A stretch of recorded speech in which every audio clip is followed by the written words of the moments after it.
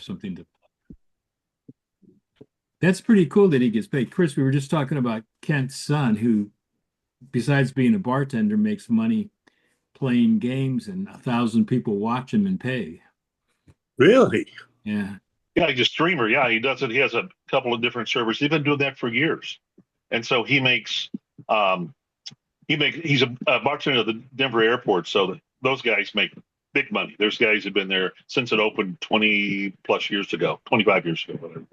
Because it's high turnover, very expensive, and a lot of them. And he's on the United Concourse. Still have expense accounts, so they tip. I mean, Right.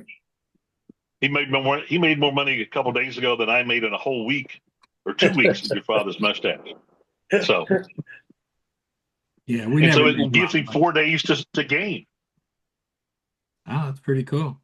It is. Yeah, he's pretty low stress. I wonder how So people do you just sign up and Hey, money Rick. comes out of your credit card? Hey, Fast. Rick. hey Rick, Morning, afternoon, or whatever time zone you're in. right? So how you work? I don't know if Billy's coming today because I think he might be on vacation, but either this week or next week he's on vacation. David's not coming. Dick's not coming, and that's all I know. So what's going on, Rick? What's going on in Mississippi? Not much. Little cooler weather, not much, but a little bit cooler. Only upper 80s versus, like you said. Same as whatever Barry's is, basically. Yeah, it's getting It chilly was up in cool this Maryland. morning, but now it's warm again. Oh, it's cool. It was nice and cool this morning. Yeah, Yeah. it's morning real cool, but it's got warm. Yeah. Oh, yeah. Yeah. It's qualifies as hot outside right now. Right. Yeah. You getting much snow up there, Ken, or anything? Or Well, the mountains have got some snow. Our average first snow, I think, is like October 7th. First freeze is October 17th. Occasionally it snows earlier down here in the metro area because we're at 5,000, 280 feet. But up high over the last 2 weeks, they've got some places got a foot of snow. Oh, yeah. The ski areas are it's cold enough at night where they're making snow. We were cold. Let's see what's today, Thursday.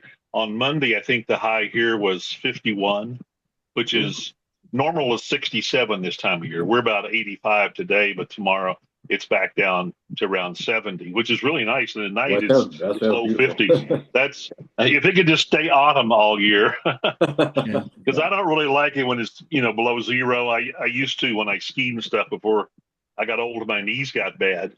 I enjoyed it a lot more, and now it's just like, okay, we got Yeah. white stuff. You're not old. You're just experienced. Oh, experience, is that it? Yeah. Yeah. Well, opinions vary, but anyway, so but the mountains. I mean, they're excited because that's how they make their living. The Arapahoe Basin, which is the highest ski area I think in the country, they didn't close till 1st of July, and they're already getting snow and they're making snow, so they'll open up probably in 2 or 3 weeks. So in June, people were I still won't be there. skiing. Yeah, people were skiing. Yeah, we had some late snows, and which happens. They're one of the earliest to open and the latest to close in the country. And then Loveland Basin is right next to the Eisenhower, the tunnel that goes through the Continental Divide, and they're also because they're at 11,000 plus feet, so they get a lot of snow, Yeah. and they're one of the first to open and latest to close. And of course, people were, the first snow. Not as bad as it is when it snows in New Orleans, but a lot of people who are here as tourists didn't know how to drive in the snow. We had 2 or 3 inches, and there were car wrecks. People didn't you need to put your chains on. There were trailer trucks. They gave out a couple thousand tickets because they just raised the fine for trailer trucks to not chain up, and they have to say, don't go beyond this. And when they close I-70, I think they figured that it's $400,000 an hour gets lost in revenue Jesus. when it closes because there's the ski areas, plus it's one of the 3 or 4 main east-west arteries going from last time I saw Tom, you could drive all the way from Tom's house all the way to Denver on I-70, and then it goes all the way over almost to Salt Lake. So it's a major transport thoroughfare, and so if the idiot truckers that don't drive correctly or don't put their chains on. This takes one trailer truck to Oh, screw things up, and it's a 5, 6, 7, 8 hour. When I used to drive for a limo service, the reason I quit driving for a variety of reasons, but the last trip I took was over Vail Pass, and it snowed, and there was an avalanche, and it closed Vail Pass from about 2 a.m. till 4 o'clock the next afternoon, both ways. I don't remember what So- time of year it was. It was early spring or late fall or something like that. But Charlie Howard and I, we were going to Aspen, and from Denver, and tried to go over through some mountain pass in a big box back truck, and it was all closed off for snow. So we had to go back down and go through Grand Junction to get around to it. It was scary. I mean, Yeah. Oh yeah.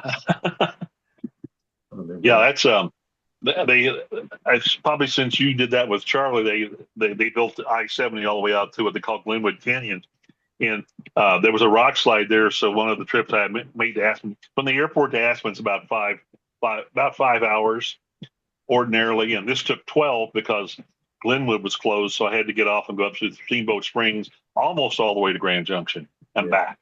It was a 12 or 13 hour trip. So. I know the snow. I mean, I worked up in Yellowstone Park one summer, and I remember on the 4th of July, it snowed 2 feet. And by Yeah, that they've afternoon, yeah. we were going away. We were back in shorts. and Yeah, they had the same thing. Rocky Mountain National Park, they have Trail Ridge Road, which is the highest continuous road in the country. And it's been closed twice during the summer because they had 5 or 10 inches of snow. And then the next morning it's all gone because the sun comes out. That good news of that altitude is bad news or good news. It snows, but it melts quick in the summertime because the radiant heat is pretty serious. We have the highest rate of skin cancer in the country. That morning we were cold, and by that afternoon back in t-shirt. It's brisk. Yeah. So what about Pennsylvania? What's it like up there? Well, we had a string of the most gorgeous weather you could ever imagine. It was, going down to like 65 at night, but it was up to 75 and 80 degrees during the day. Sunny and beautiful. We had a couple of days rain, then it went back to the beautiful weather again. I can't complain at all. Now we're dipping down into the 40s at night and only getting up into the 70s, 60s and 70s in the afternoon. But it's nothing to complain about. I got to say, listening to you guys, I'm glad I ended up in Pittsburgh. I have a cousin that older than me, and she married a doctor, and they ended up in Pittsburgh. But I've lost track over the years. I don't know where they are, and she may be deceased now. He's older than me. But no, never been to Pittsburgh. I would like to. It's turned out to be. I moved here in 1985, and people were saying to me, why are you leaving New York? Well, because you couldn't afford to live there. I could barely afford an apartment for my family, and I moved to Pittsburgh. I could buy a house. I bought an 8-bedroom house, and it's just been great. Yeah. Wow. I don't still have the 8-bedroom house, but I don't need it. Too much to dust. Yeah, a little too much dust. Will you get affected by this? I just saw the weather news this morning. The nor'easter coming. Does that affect all the way as far to Pittsburgh, or just? I haven't seen anything in the forecast, so I don't know. Oh, okay. I don't think so. He will be going up the coast and hitting North Carolina. I don't know if David. Yeah, it's hitting us in Washington. Oh, that's right. You would, because Emily's having this. She does this volunteer work for this thing called The Village, which is a bunch of really old people, and they're having a party in our backyard on Saturday, but now it's supposed to rain a lot, so I think everybody's going to be inside. So we'll see how that goes. Party for really old people. Shoot, we could be invited. I mean, of course, we're old people. So what the hell? I don't know any old people. Yeah, just experience. Just experience. Thank you. I got to write that down. Almost forgot it. The Dixieland band that I play with, the Dixie Doc and the Pittsburgh Dixieland All Stars, we played at a I don't know what you call it, housing for older people. And they hired us to come and play. And they said, we want you to play outdoors in our gazebo. And I thought, gee, but it was gorgeous. We went out there, and that night it was, and like 70 degrees, and they had a fireplace going, and people were making s'mores and grilling hot dogs on sticks, and they were just acting like a bunch of kids. They were having a great time. I thought I could stay in this village anytime. Well, as all y'all know, except maybe Chris there, but down here it's great in the spring and fall. Uh-huh. But Yeah. winter, summer, especially summer. In the summertime, you can put a hot dog on a stick and it just cooks. Rush out on the sidewalk and then fry some eggs. Yeah. The guy who's the head of our band is turning 90 years old on November the 1st, I guess. Oh, And so he's having a 90th birthday party for himself. And I keep thinking, how long is this band going to stay together? well, you never know. But he's still at it. He doesn't turn down any jobs. He loves to. He's a retired pediatrician. Well, it's interesting that a lot of people who I know who are musicians, they're like the oldest category of people that I know. Yeah. And I don't know if you saw the cartoon that Charlie Brown. I sent Tom, and he sent out, that said issue a banjo to every kid when they're born. Yeah. But it just strikes me, as I think about, I reflect a little more now that I'm older or more experienced, how your father's mustache was really geared for fun. Yeah. And it was work, no doubt, in a different way for the people in the band than it was for waiters and bartenders and doormen, et cetera. But it was fun. And part of it was the banjo stuff, and there's a band called Hot Rise that was just inducted into the Bluegrass Hall of Fame. And they're from Boulder. And back when I used to run a food and beverage director of a hotel, I used to book them for the Friday afternoon club and kind of got their start there. But they did a banjo camp. They do banjo camps. One of the guys, they call him Dr. Banjo. It's 5-string, it's bluegrass, different than the mustache music. But I would go to some of their camps just to observe. And my daughter thought she wanted to play the banjo one time. And there was no frowns. There was nothing but joy. There were 12-year-old kids playing. I'm going, holy crap. There were old people older than us playing who were learning or getting better, et cetera. But there was never anything but just joy. And that's, Steve Martin said, you can't be depressed when you're hearing either playing the banjo or hearing that. I saw him at Red Rocks and he said that. And I thought, damn, I was so lucky to work in a place where even though there was its ups and downs and threw people out and, we did had all kinds of experiences. The bottom line was joy. And it really got reinforced for me when we were at Carnegie Hall. Mm-hmm. When all the people, remember, Tom, people around, I saw people that were older than us who had such great experiences as customers at the East Coast clubs, and they were in tears but it wasn't tears of sadness, it was tears of joy. Yeah. And then to hear Chris talk about going into the old, just the old people's homes and villages. And I often thought, hey, if I won the lottery, what would I do? And part of me would say, well, let's get together a whole bunch of show bands for old people, and I'll pay the musicians to go into old people's homes, which are very depressing places. When I went and saw Mike a bunch of times, he was in a hospice wing of an old folks home, and it was a very high class, very expensive one. And I went, I don't fucking want to go out like this. The energy there was just, it almost hurt. It was depressing energy. And I thought, boy, twice a week of banjo music here would change the whole energy as we exit this planet. And so I reflected the other night on how fortunate I was, especially I saw that cartoon, to get to experience your father's mustache for a couple of years. Exactly. In New Orleans. So it was just great fun. And the banjo music was what made it that. Well, I was Great looking day. for Yeah. some videos today, and I found this one with Peter, and I thought it was really good. Let me get it up. Is this- Okay.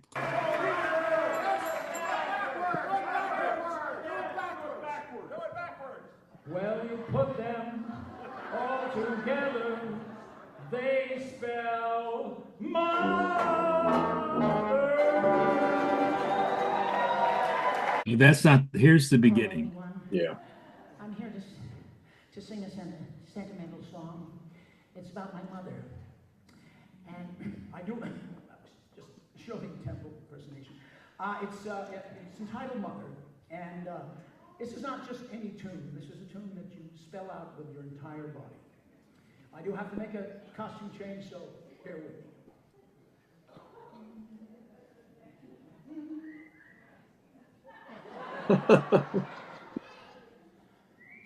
Thank you.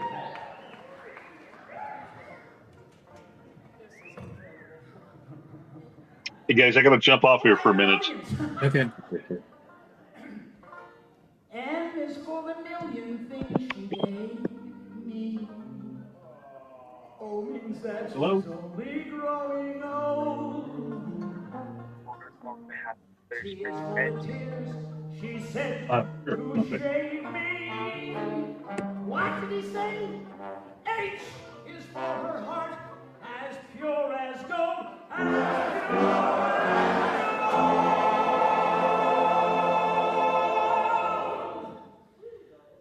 E.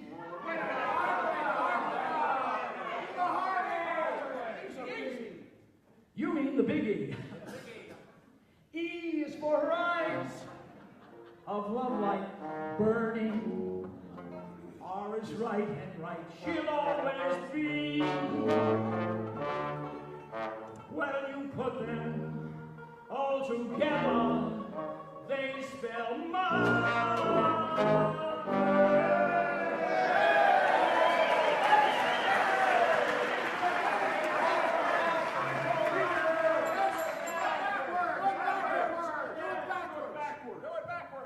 Well, you put them all together, they spell mother.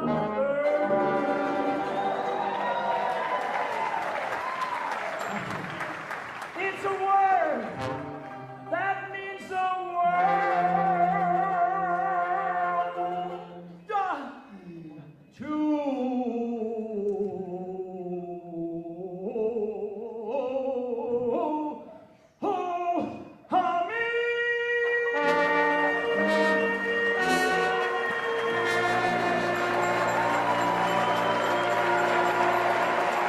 I'll take you back, huh?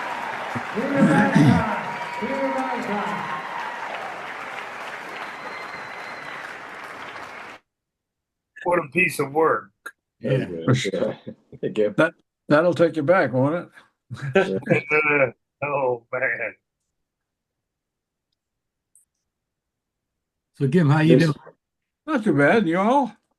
Good, Jim. Yeah. I'm just trying to suffer with our weather here. It was 80 yesterday and it was 40 this morning. Ooh. Well, you'll be getting that nor'easter going up. And we're going to get a nor'easter day after tomorrow. Oh, Batten down the hatches. That's it. That's it. I'm That's saying- where I was, and that's why I'm late. I was out there battening down hatches. Tom said they're gonna We're be- gonna get a freeze tonight. I think that'll finish the garden. Oh, yeah. So Kent, I put you on mute, so you got to unmute it. I can't unmute it. Uh-huh. I picked all of the stuff out of my garden yesterday. Actually, I picked the last of the peppers that I had. I had little cubanella peppers and Oh, yeah. tomatoes and stuff like that. But mostly this year I grew herbs. I just had sage and parsley and basil, and it's all in the freezer now in little bags.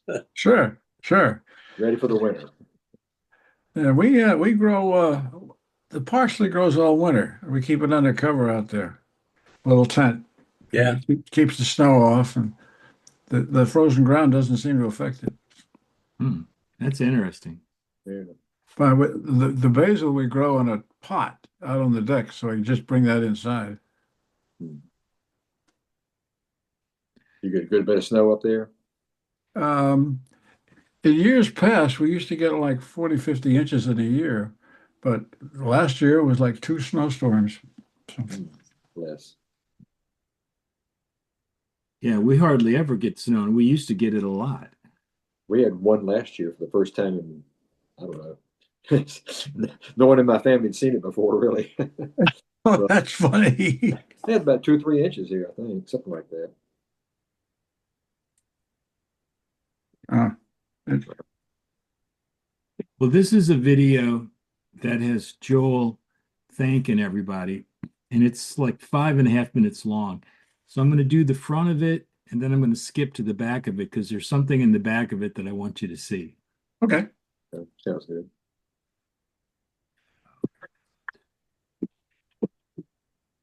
It's coming. It's coming.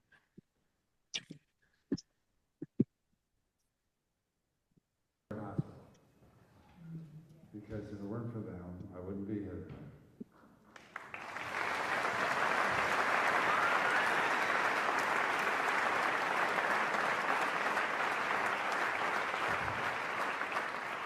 Now, for all of you who sent letters to the hospital telling them to try to keep me in there.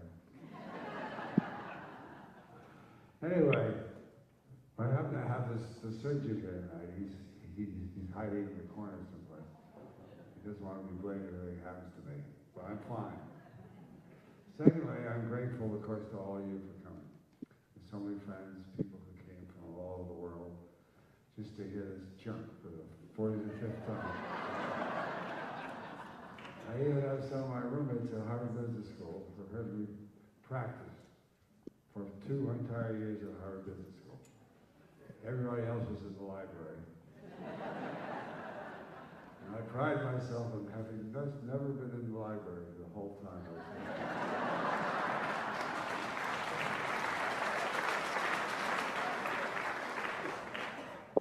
And then I'm grateful to my wife, Donna, who's out there someplace, but Donna slept in the hospital with me.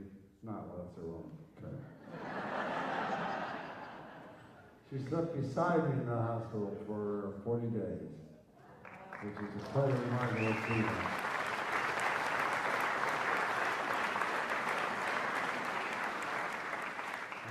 But last and most importantly, I want to thank the spirit of your father's mustache, as exemplified by all these terrific musicians. When I say the spirit of the mustache,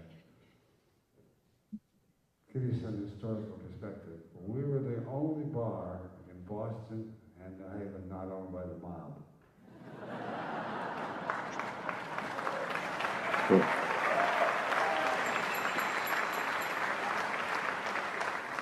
Now, the fact that they thought I was in the mob was entirely beside the point. I think that was true of New Orleans too, wasn't it? Anyway, we were the pioneers. We set the path for everybody afterwards, and now there is the bar owned by an older person in Manhattan. They're all owned by young guys, working their tails off like we used to do. But the spirit of that thing was that young people could do something important, and it made sense. We were kind of the last batch of which we I don't know, I think so, maybe I'm flattering ourselves. We were the last bastion of patriotism, of old-fashioned fun, things which are not drug-related or what have you. And I'm going to get to the end.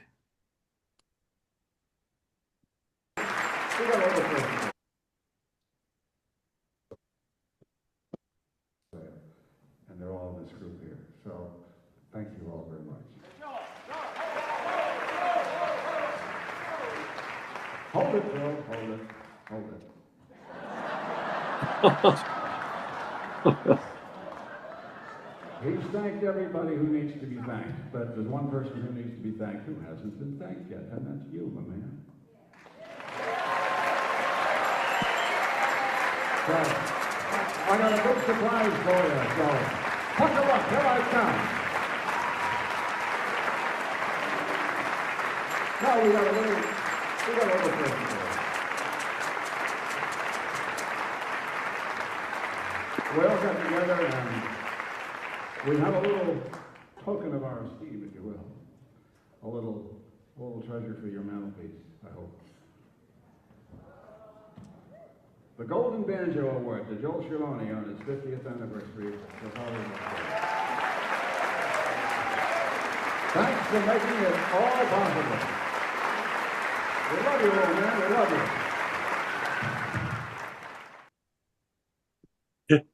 The Golden Banjo Award. We had to call it something. That was nice. Yeah. So can you guys hear that okay? Very No. difficult. Very, I don't know why it's so low. I don't know how to turn it up, but It's low pretty here, choppy too. yes. Oh, well, You could hear most of it. I mean, you have to really had to pay attention, but it was especially the end was pretty good. Yeah. Nice though. well, okay, let me try. I've got another John once. I got to see if you guys can hear this one better, because then it tells me that it's the video, not. Okay, cool. From the Chicago band. She came to New York, and that's when You're she fine. met Bob Adams, and her and Bob were together. I left in '75, and they were still together. But Now, is Bob Adams the one who everybody thought Christine's name was "God damn it, Christine"? That's it. the one. That's it. I mean, he's the one. She on the stage in Calgary. She went up to him and she put down her horn. She went up to him. He looked at her and she socked him right square in the jaw and knocked him off the stage. And then the next thing I know, she gives me a call. It's like 11 o'clock New York time. She calls me and she says, "John, I'm coming home." And so I'm saying, what do you mean you're coming home? Something happened to the job? Did anything go wrong? She says, "No." She says, "I just knocked out Bob." I said, "You're kidding me." She said, "No." I said, "All right, you better come home before he gets home. Go ahead, come back home." Did But, she say what he did that make her want to punch him? I know I'm privy to a lot of things that went on that I doesn't matter, but he deserved everything he got. Oh, I mean, I wouldn't. I mean, if she was my daughter, I would have killed him. oh Lord. Okay. I would have killed him if she was my daughter.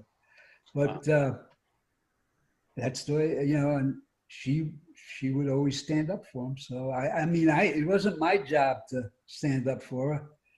I tell her, "I'll give you a job. You don't have to work with them. I'll work with someone else." She said, "No, I want to work with them." So I said, "Fine." So it was just one of those things that every time he'd tell us something, she would try to make a suggestion, but he couldn't take suggestions. And I guess that's the easiest way to explain it. And boy, he did some beautiful things, I'll tell you. So is this Christine? That's Christine with the horn. Yep. Yep. There's Bob, Christine, Benu. I can't tell who that's on the tuba, and that's Hoyt, I think, on the on the all the way on the left. Hoyt Corey. Right. Is that him? That's who he looks like. Yeah, Hoyt Corey. Yeah, Hoyt Corey. His name Hoyt. I always wondered, where did you get a name like Hoyt? He said, "It's a family name." I said, "A family name?" He said, "Yeah." He says, "My father was saved during the war by a guy named Hoyt." Ah. And he says, "I got stuck with the name." Okay, did that work any better? Yeah, much Yeah. better. Yeah, Much it's a little Yeah, better. that was better. Okay. That tells me I don't have any way to control the other stuff. Oh, Joel, shucks. Joel was talking. He talks real soft at his age and everything. When Jim came on there, you could hear fine. Well, it seems to be all those videos they seem to be kind of low. And I'll talk to Billy, but I don't know how to raise it. But there might be some way. John's interesting to listen to. Oh, he's funny. Oh yeah. Some of the best videos were him and what's it? I can't remember now. I'm going blank. You know Jeff? what I mean? Yeah, Jeff. Thank you. Yeah, Jeff was. Those two. Like I said before, when John and Jeff were on, I didn't say a thing. I just sat back and the two of them went at it for the whole time. Yeah, I miss Jeff a lot and John. Oh yeah, but both of them. Oh yeah. Well, two of the more colorful characters we've had on this little project here. Yeah. Yeah. But Gim, you did Well, really if you good look at giving the award to Joel. I'm sorry, I missed it. What'd you say? You did really well getting up and giving him the award and stuff. Oh, I see. Yeah, well, it was kind of we put that together at the last minute, but that was the way it was. It was a natural thing to do. Yeah. That was very special. He was a special guy in a special place at a special time, so had to do something. Yeah. Yeah. And, Joel attracted, somebody used the term colorful. I've had many jobs since the mustache burned down in 1975 in New Orleans. Many jobs. I've never been around a more colorful set of characters. Oh, yes. And I was only in one club. And, now that we're, I was in New Haven for a reunion, then in Carnegie Hall, and now I'm the Zoom and hearing and watching the stuff. I think like attracts like. We were crazy attracts crazy. Colorful attracts colorful. Mhm.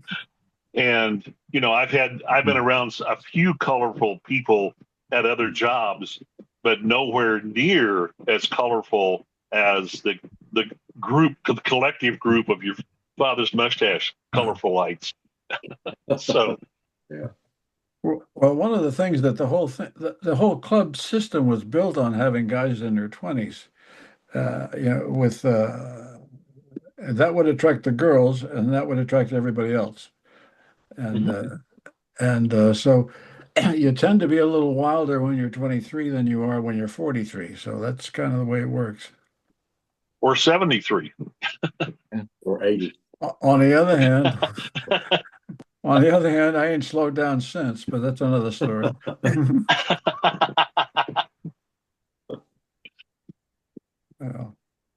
Yeah. Some of us age gracefully and some of us don't. And it's more fun not to. But I do remember, I was like 19 years old or whatever it is. And all of a sudden, he says, we're going to do a job in South Carolina at the Citadel. And we're going to have musicians coming from different places. And you're going to be the lead. And you're going to do this and that and that. I had never done anything like that, but the responsibility that he gave me to be in charge of a band with different musicians from different parts of the country and to travel them to this place where I've never been, and they gave it to me to do, and they expected me to do it. So, sure. And you did, right? Sure, why not? Yeah. So later in my life, as luck would have it, I ended up organizing a lot of things like that as a producer for television. You've got to get groups here and there, and they've got to shoot, and you got to make sure that the people they're going to take pictures of are there, and all of that. I was saying, oh yeah, this is like the Citadel. I can do this. Oh yeah. Yeah. That's a good. Well, That's a good story. Yeah. It was a training ground. I did not realize that, because after it burned down, I went to work for a couple other restaurants, and then I went to work for.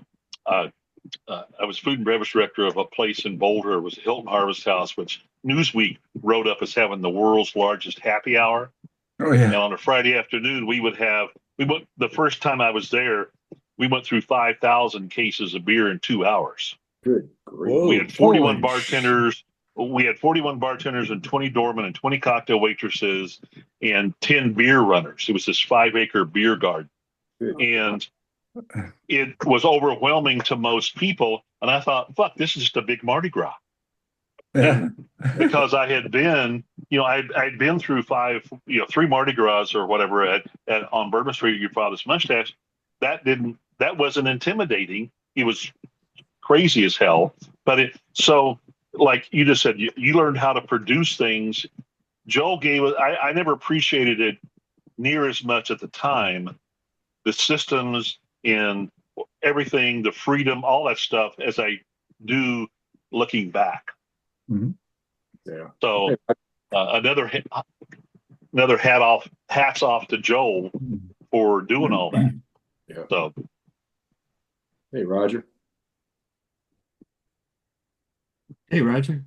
Hey, how you doing? All right. hey, Roger. Good afternoon. Quiet afternoon. Great to be here. Yeah, right. Good to be It's anywhere. Mardi Gras. How much fun could that be? Quiet afternoon on Bourbon Street. Yeah. Oh, Just a couple of friends in town for a party. yeah. Look all the friends that came to. Yeah, you just throw more mattresses in your apartment. They all come over and fall down. Yeah.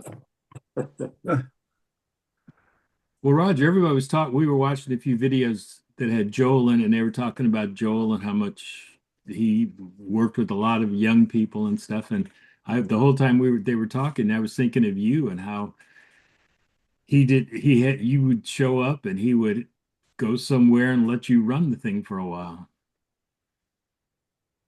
when you were working with him. Didn't you like go to New York and stuff and take over? Say that again now. Working with Joe and doing what? They were talking about Joel and about how good he was as far as giving people responsibility and giving them jobs. Oh, And absolutely. I remember you Joe talking was a about very interesting person. I got to be sort of friends with him on one level and also working for him on another level.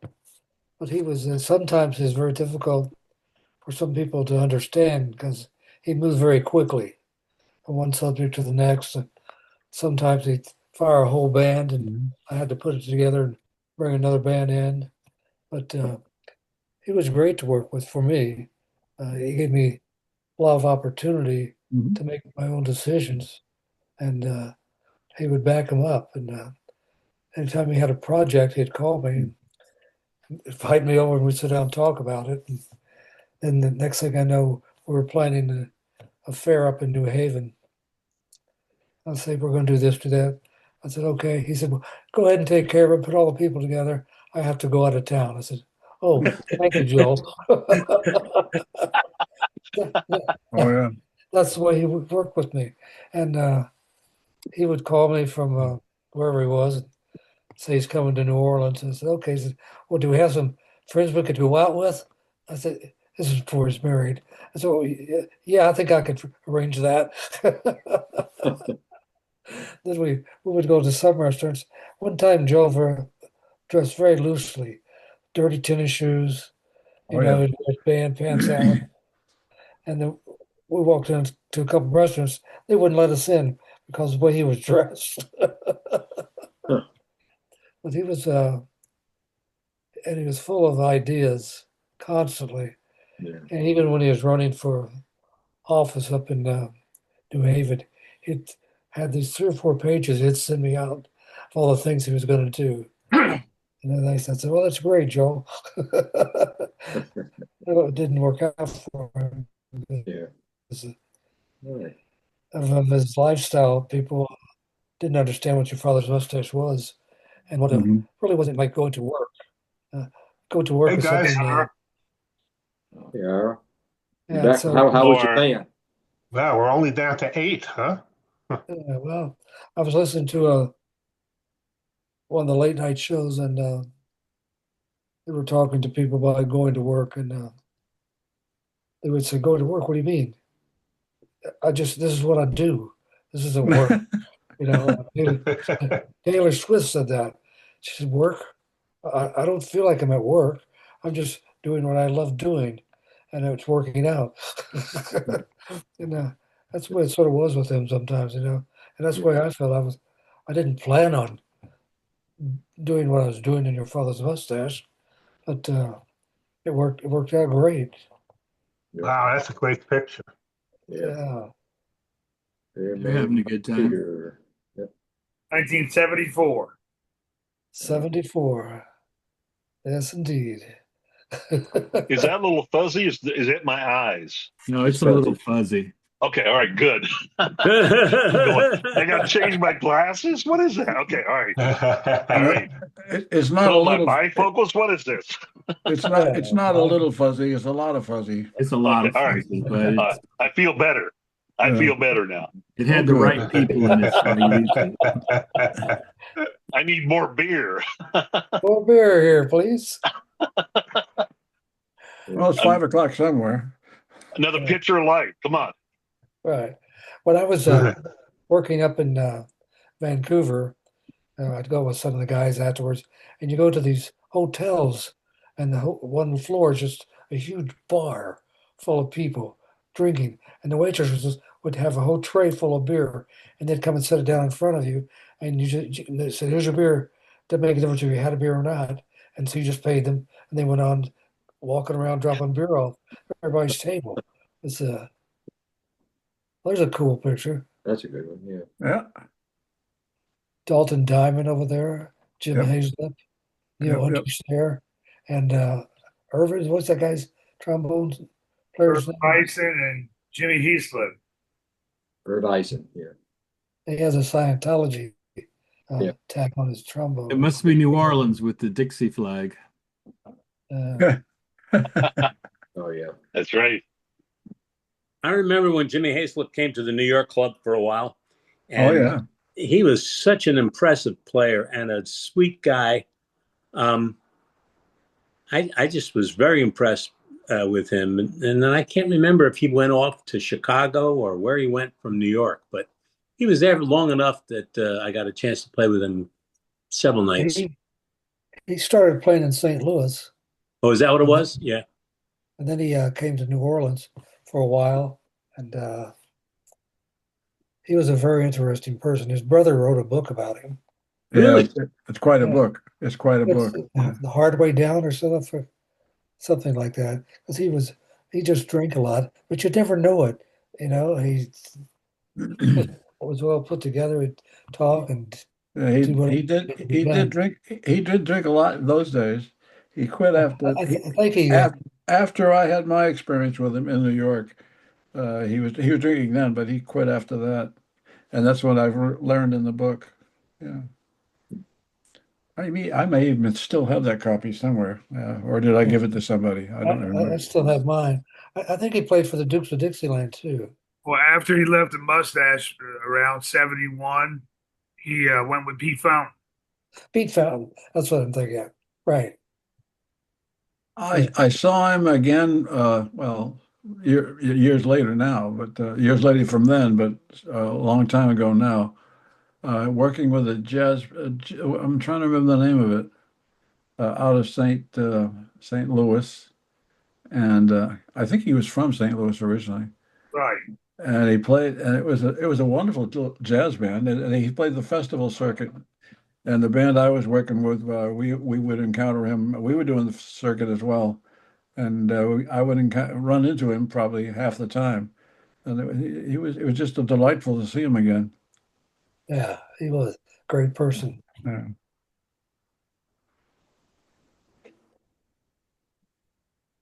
Here's the St. Louis Club.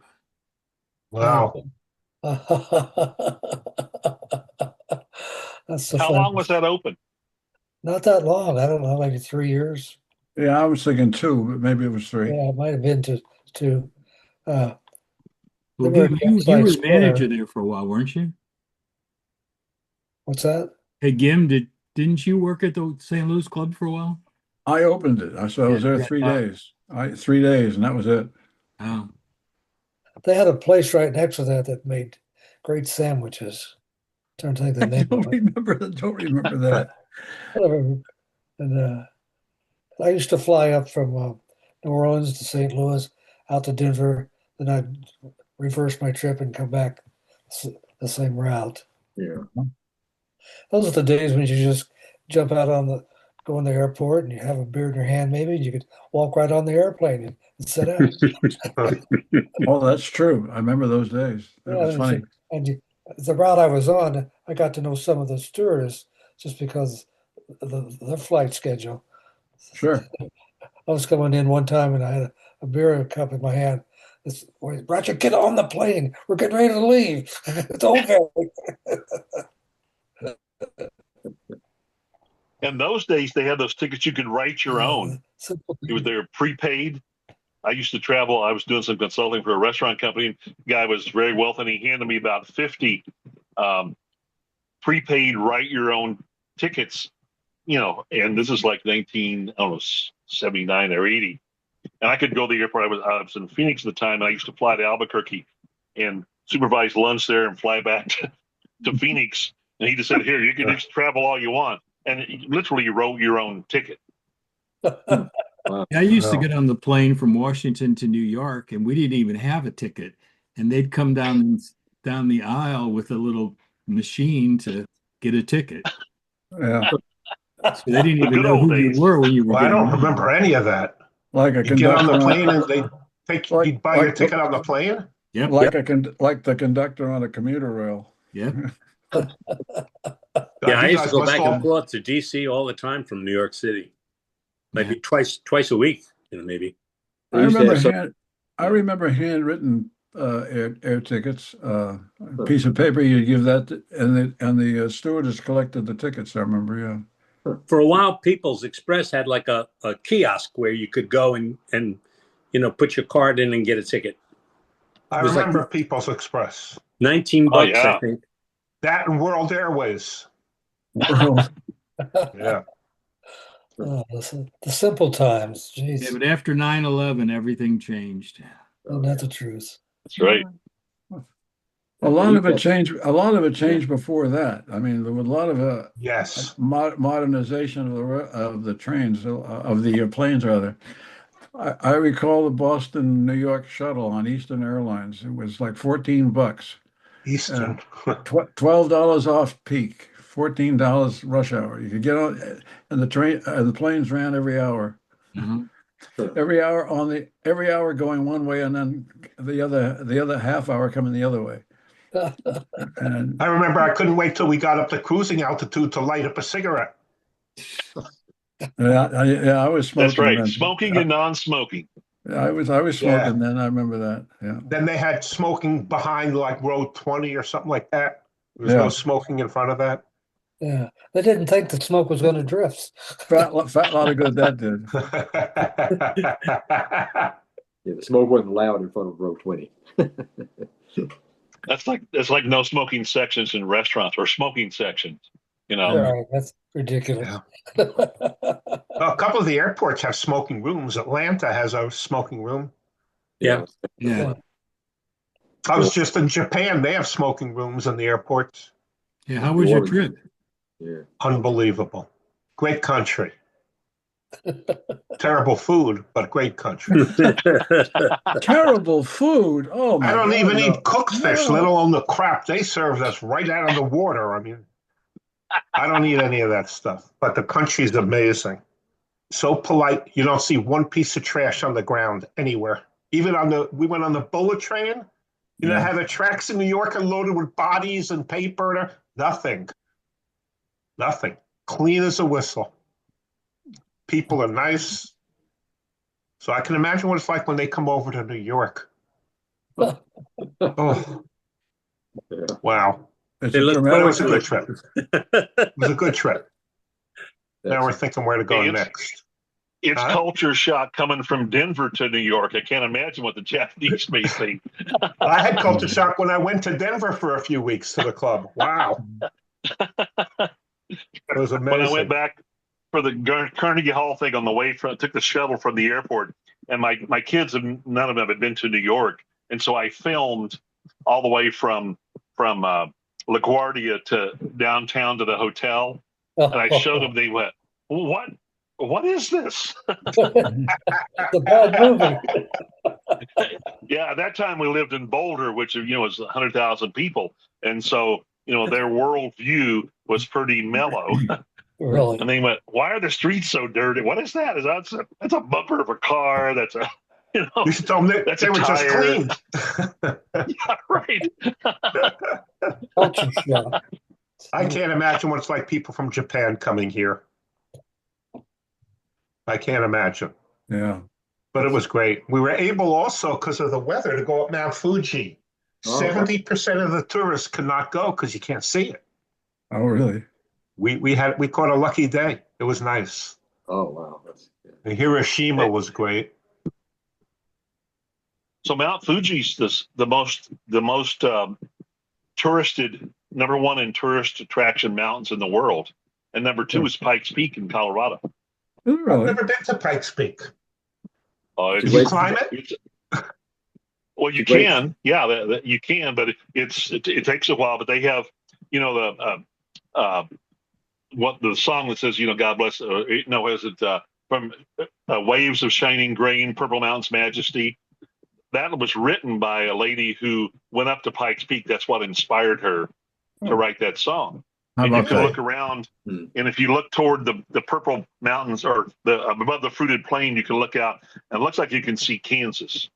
Because to the Wow. east of Pikes Peak, it's 11,000, or it's almost 14,000 Yeah. feet, or Yeah, but- maybe 14,000. Nobody wants to see The Kansas. other way, Yeah, what do you want to see Right, Kansas but- for? yeah, well, because it's pretty through the smog. But then you turn the other way, and you get to see the back range of the mountains. Yeah. Wow. With all they named a whole bunch of them. The back range, there's Mount Princeton, and there's Mount Harvard, and Oh, yeah. Wow.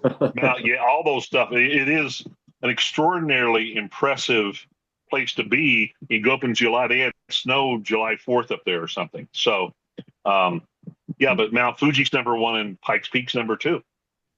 How far is Pikes Peak from Denver? Colorado Springs is about 60 miles from Denver, south of Denver. 1,600? 16. No, about 60 Oh, miles. 60 south miles. of Denver. Okay. So it's about an Yeah, hour's right. drive. Yeah, about an Okay. hour. Yeah. Yeah. It's definitely worth seeing. Wow. And it's a curvy road. You go up, and then when you come back down, you're halfway down, there's a place you have to stop, and they check your brakes for temperature because so many people brakes burn out, and then they Wow. crash going down. And they did the Pikes Peak hill climb. They started that like in 1905 as a tourist thing to bring people to Colorado Springs. And the guy that started it also owned half the businesses in Colorado Springs. And that got worldwide coverage. They used to, because it was the first big hill climb. But they still do that. I mean, it's, Wow. used So to, halfway down, I it- can open up a brake repair shop. yeah, there we go. Yeah. I know. And you can't leave. And they check you if your brakes are too hot. You And can't what if leave. they're no good? Well, you have to wait. You gotta wait. Yeah. You have to wait till the brakes cool off because they Wow. had too many deaths because it's not for the faint of heart. They also have a cog railway that goes up, which I've never done, but I've been on a I'd like cog to do railway that in New someday. Hampshire. Yeah, that goes, but that's pretty good from 5,000 to 14,000 feet. It's a pretty good ascent. Wow. That's almost 3 miles up. Mhm. Wow. Mhm. Yeah. I was on the cog railway on Mount Washington, I think it is, in New Hampshire. And you're looking at this building. The building's completely tilted, but it says, believe it or not, the building's perfectly level. If anybody's been on that cog railway, it's interesting. Yeah. That'd be funny. Right up. That's because of the boiler, so it wouldn't spill Yeah. the water level.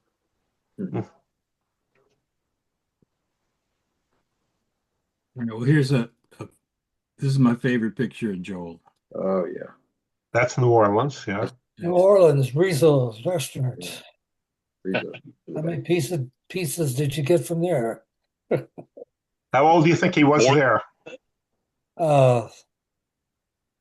45, 40? I know he's older than 25. It's probably in his late 20s. Oh, really?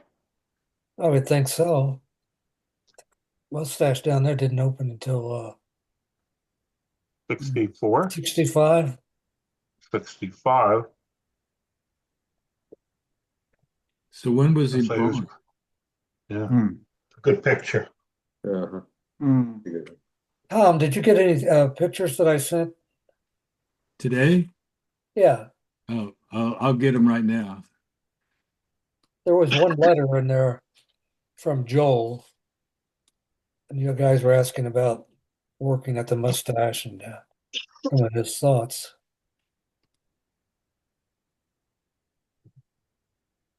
I don't know what went through there today.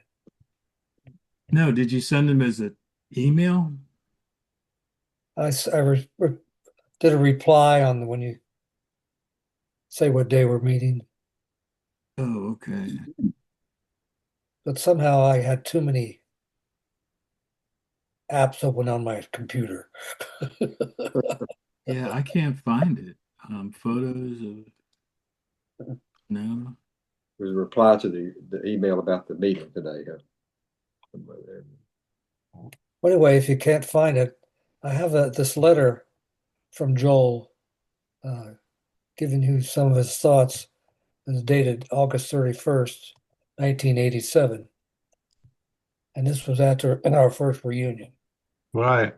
Yeah, I'll read it real quick to you. It's really nice. I don't know who got this letter, but I seem to get a lot of his mail. Anyway, it says, ladies and gentlemen, it was a memorable weekend. I expected things to go well, but not as well as they did. From Friday through Saturday and Sunday, everything worked. In fact, glowed. It was supposed to in the innermost regions of my mind. Reunions are not very important when you're young. As you get older, they become increasingly important. This weekend was an important weekend for me, and I hope for all of you. Your father's mustache was certainly a major part of my life. There were so many loose ends with so many people that needed to be tidied up for the last 25 years. Reunion gave me a chance to reach out and touch these people, these feelings, and all the significant proportions to aid and comfort me through some of the cold winters in the foreseeable future. I'm grateful to all of you for coming, for all of you for not losing your enthusiasm, your sense of humor, your self-confidence. We only have a few perfect days in our lives. This was a perfect weekend. My cup runneth over. Thanks to all of you for this wonderful gift. Regards, Joel. Oh wow, that's nice. Nice letter. Nice Nice letter. letter. You Very know nice what? letter.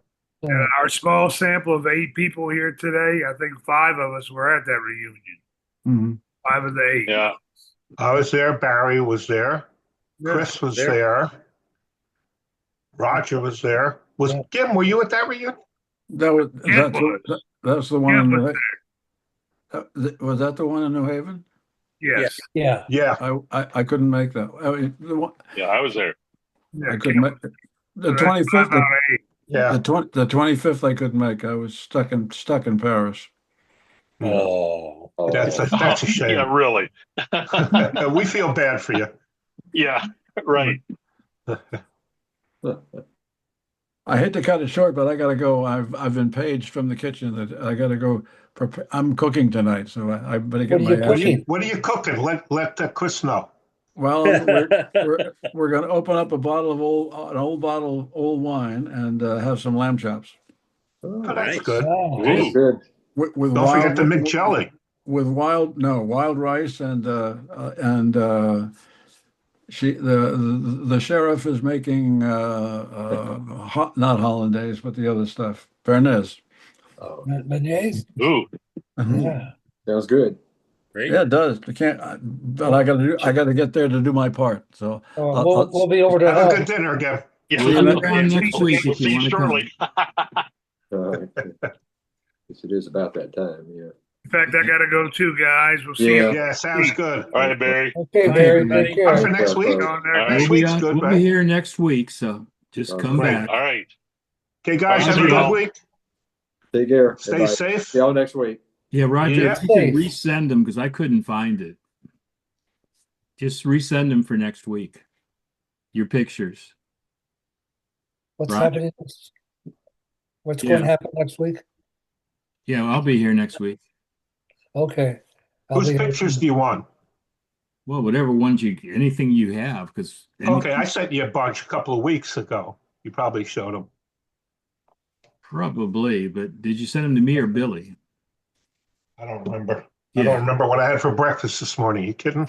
Okay. Okay, guys, have a good week. Okay, All right. everybody, See be you guys safe next out there. week. Thanks for coming. Thanks. See y'all. All right, Bye-bye. take care. Right. Bye. Bye.